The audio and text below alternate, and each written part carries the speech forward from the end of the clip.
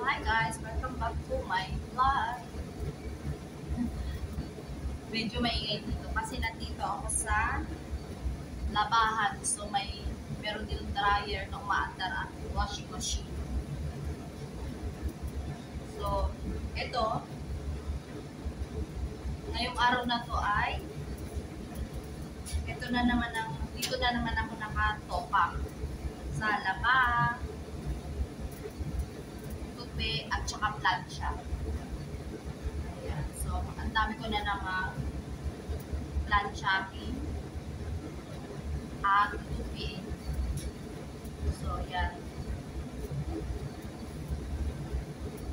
Ito yung trabaho ko today sa cheese factory dito sa Switzerland. So, ipapakita ko lang sa inyo guys ulit yung trabaho ko today. Kasi iba-iba yung trabaho namin dito sa Switzerland. So, sa Switzerland. Iba-iba. Sa cheese factory. So, minsan, naghahati ng cheese, nagpapalaman ng cheese. So, ngayon, ay labandera na naman uli ako today. So, ito naman ang aking uling trabaho. Ayan. So, at least, diba, may trabaho. So, trabaho ay trabaho. Kailangan gawin, walang reklamo. Kasi maraming bayaran na bills.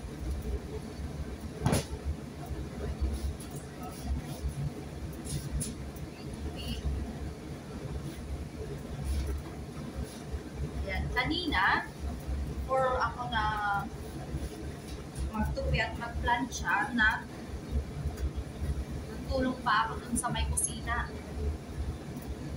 So, nag-dishwasher ako kanina. So, nagpugas ng mga gamit ng mga pinagkainan, ng breakfast, pinagkapihan. So, yun. Hindi ko kanina nakuha ng video kasi may kasama ako. So, mostly, pag kumuha ko ng video kapag may mga pagkakataon na mag-isa lang ako. Tulad ng ganito, mag-isa lang ako. Medyo maingay. Pasensya na guys, maingay. Dalawang machine ang umaandag. Ayan. Tapos sabay tuwiin ko. Dami tuwiin. Dami tuwiin. Yung aking tuwiin.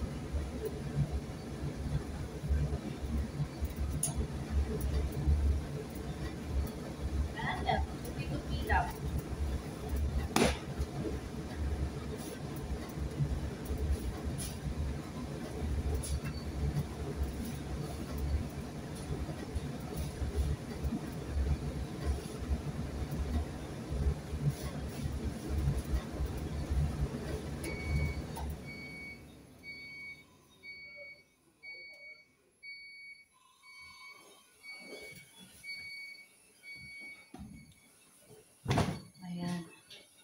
Kailangan mabilis ang kilos.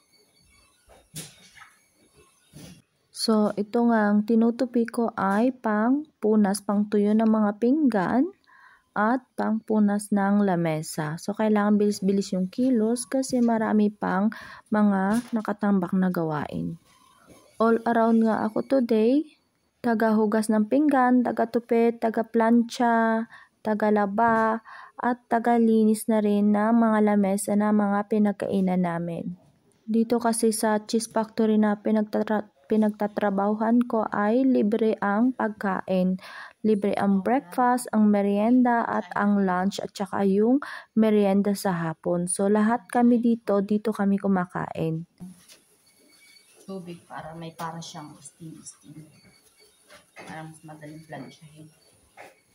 Eto nga ang plancha na to ay may tubig. Nilalagyan namin ng tubig para pag pinires namin para siyang may steam. Para yung mga gusot ay madaling ma-flat, madali siyang palansyahin. Sobrang dami ang trabaho ang binigay sa akin today. Kaliwa kanan. Dito nga sa trabaho ko sa cheese factory, kung hindi namin matatapos yung mga binigay na trabaho sa amin, ay walang problema. Pwede namang ituloy bukas kung hindi matatapos. Hindi kasi ako pwede magpalit ng uwi kasi yung mga anak ko ay maliliit pa. So, kailangan umuwi na rin ako pagtapos ng school ng aking mga anak. Kaya ilang oras lang yung natatrabaho ko dito kasi nga may mga anak ako na kailangan ko ring alagaan. Napakaswerte ko nga dito sa trabaho kong ito kasi kahit ilang oras lang yung tinatrabaho ko ay okay lang kasi understand naman nila na may mga anak ako na maliliit pa. Minsan talaga feeling ko sobra ako na-stress at napapagod. Kasi may dalawa akong anak na kailangan ko ring alagaan at mag-isa lang ako, single mother ako. Plus, may trabaho pa ako at lalong nakaka-stress pag ang mga bata ay nagkakasakit. Kaya saludo ako sa mga nanay dyan, lalo na ang mga single mother. Kasi sobrang hirap pag ganito ang sitwasyon. Kaya laban lang at walang sukuan. So dito ko natatapusin ang aking vlog. Thank you for watching. Please like and subscribe and please share my video. Thank you. Bye!